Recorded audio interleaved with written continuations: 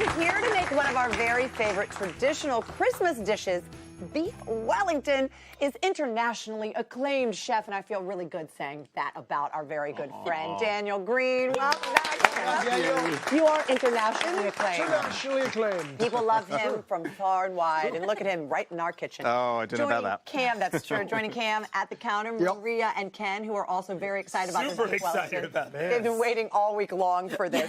Now, beef Wellington is a very traditional British dish, and I know this is one of your family favorites. It really is, especially this time of year. But, you know, you think about British food, a lot of people don't think, oh, that springs to mind as the best in the world. Because we have neighbours that is France and people that have an incredible cuisine. But if I think over the past 300 years, there's about 4 dishes that are brilliant. It would be, and you help me with one, fish and chips. Fish and chips, of course. The trifle, Victorian time, Elizabethan time. Right. And I would say beef Wellington has to be up there, and maybe Yorkshire pudding. So I think there's, you know, we haven't got that many. So it starts with a beautiful seared tenderloin, correct? So don't be put off by this. It really can be so easy to make. You've got to buy the tenderloin, and all you do is just sear it in a pan so it's got brown all sides done. Okay. Easy.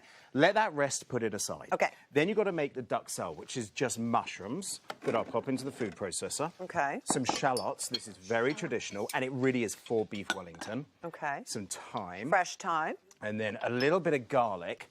And then what we can do, if you don't mind popping No liquid. on, no liquid at the moment. I just want to get it as pulsed as possible. Okay. There we go. Keep that going. Look how finely chopped it goes. Very quickly. And then what we do is we put it in a heavy skillet with butter. So that goes in a heavy skillet. Okay. And you just put And it that's with some all. There's butter. no liquid. It's just the butter. No, exactly. You've got to keep evaporating all the liquid in the pan. Out of the mushrooms. Mushrooms. That comes out, then let it go.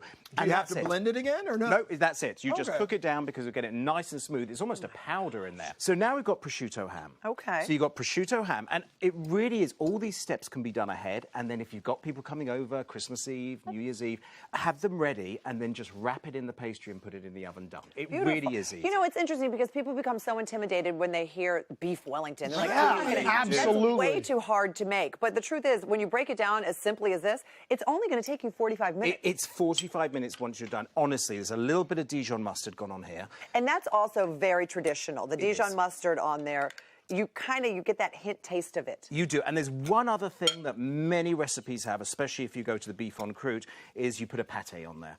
Now, I'm not doing that here. I don't think you need it. It is very nice to do that, but you can put a pâté. So we noticed that several of the key ingredients are actually French, just to point that out. Well, that's because... And Italian, just to say. That's because they stole them, is what it's saying. They stole it from the English. The French stole it from the English. He is right. Yeah, well, I mean, it is called Bruxelles.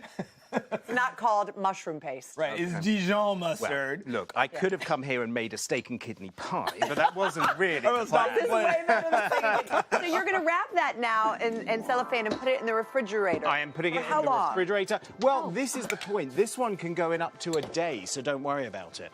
So you just wrap that all up, and then you with plastic wrap on the outside, and then sort of, I see. What we've done is we wrapped it up. Just happened. I was like, wait, what happened? What just happened? I was like, what did... This is what's so nice about this, is the steps are already done. So you could do all of this before. I see. Then on the day, gotcha. You're going to unravel your cling film. I mean, it looks like a big sausage. It does. And it's now, as you're unwrapping that, let me ask you this. I understand that you also do this with just an individual fillet if a lot of your guests are vegetarian or vegan. Is that possible? You absolutely can do that. What you can do, and a lot of supermarkets in England, they sell them pre-done like that, so little individuals. I prefer it like this because it does keep it very moist. Stays. And then you see also this keeps it protecting from kind of dripping into this puff pastry. This is store-bought puff pastry. Any particular kind?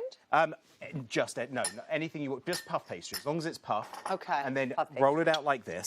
Right. And then what you want to do is crimp it at the edges. Now, I like to save a little bit of that puff pastry and make something like maybe H&F for home and family. Or you could do it for New Year's Eve and put the date on that as well. 2020. How lovely is that? And then you take an egg wash, which is just beaten egg. and make sure it's eating covered this all whole over. thing. Well, that's what it's for. It's real good. Sprinkle with a He is little an bit of internationally salt. acclaimed I chef. He mean- That's made why. it for you. I'm going to pop. Delicious. Just pop that on here. Yep, you go. absolutely. Now, 300 that's is heavy. heavy. 375 degrees. Okay. And that goes in for exactly 45 minutes. All right. And it will come out. Wow, look at that. Perfection. That is Something like that. Wow, everybody. Stirred it a little bit. Oh, I did. I forgot to show you that. With a knife, I just scored it. What would you I pair wasn't this with? prepared. Now, this is a very good point. I'll tell you what I would prepare this with. Because everything's in here, you have got your beef, you've got the pastry, which is the carbs. I would just do with sautéed spinach. That's all I would do. Look at that. Something light. Okay, good to know. Look at that. That's perfection. Can I tell you, anyone can do this. It looks like it's incredibly hard work. It isn't. You just, can you smell that as well? Great, Smells great so good. job. And then just with a little bit of...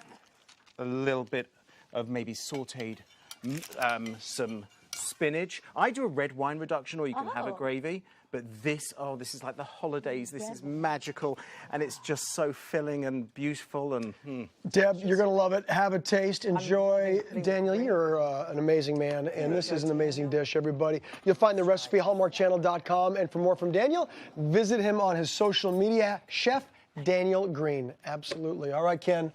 You ready for what's coming up next? I am. This makes me feel all cozy and holiday-ish. And next, I'm going to show you how to make the rest of your home just as cozy. Come on back, everybody.